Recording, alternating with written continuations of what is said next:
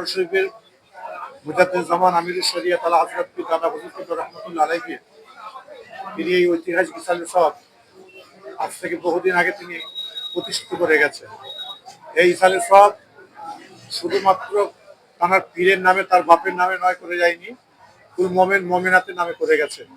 তারই জন্য এই ইসালে সওয়াব এই যে ২১, ২২, ২৩ ফাল্গুন রমজান শরীফ হলে রমজান হবে, ঈদ পড়লে ঈদ হবে, কুরবানি যদি পড়ে যায় কুরবানির নামাজ কুরবানির দিনেই না হবে, এটা কোনোদিন পরিবর্তন হবে না। তার জন্য আজকে গত ২ দিন ধরে মানুষ লক্ষ লক্ষ মানুষ তারা ঘুরে গেছে মুজাদ্দিদুজ্জামান দাদা হুজুর কেবলা রহমতুল্লাহ দরবার শরীফে দোয়া নিয়ে গেছে। ৫ হুজুর কেবলা দরবারে দোয়া করেছেন।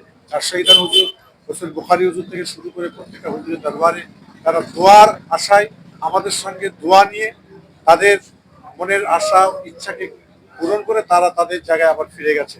এবং আজকে যারা আসছে শেষ দিনে, কেননা অনেকে আমরা জানি এই ইসালে সওয়াব রমজান শরীফ পড়েছে এবং আগামী বছর ইনশাল্লাহ পড়বে, কিন্তু এর পরবর্তীতে যে ইসালে সওয়াব রমজান শরীফ পড়বে তখন কিন্তু আমরা মনে হয় অনেকে দুনিয়া থাকবো না।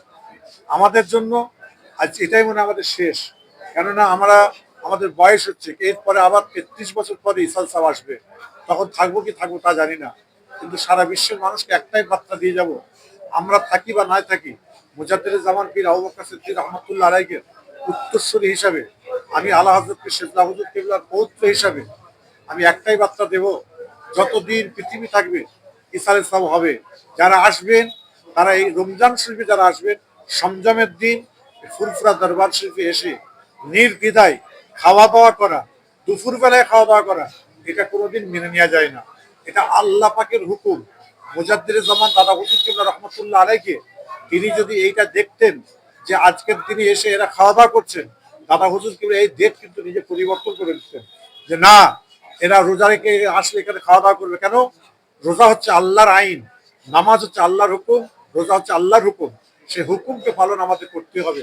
তারই জন্য সারা বাংলা থেকে যারা এসছেন, সারা রাজ্য থেকে যারা এসছেন, এবং ভিন রাজ্য থেকে আসাম থেকে এসছে অনেক মানুষ, অনেক জায়গা থেকে এসছেন, সকলকে আমি এটাই বলবো আপনারা এসেছেন নিজের আত্মশুদ্ধি করার জন্য। নিজেরা যা কিছু করবেন নিজেদের জন্য করুন, নিজেদের বাপ মায়ের জন্য করুন, কারণ এই ইসালে সওয়াবে এসে তার বাপ মাকে আল্লাহ পাক যেন জান্নাতি বলে কবুল করেন, এই দোয়াই সবসময় আমরা চেয়ে আসছি, চেয়ে যাব। এবং আগামী বছর ইনশাল্লাহ আবার রমজান শরীফ আসবে, আপনারা সকলে আসবেন ইসালে সওয়াবে। এবং আপনারা যারা মিডিয়ার বুক আছেন আপনাদের সকলকে আমার বাইতুল মাল ওয়েলফেয়ার ট্রাস্টের তরফ থেকে, ফুরফুরা দরবার শরীফের পক্ষ থেকে আমি সকলকে মোবারকবাদ জানাই। আপনারা ভালো থাকবেন।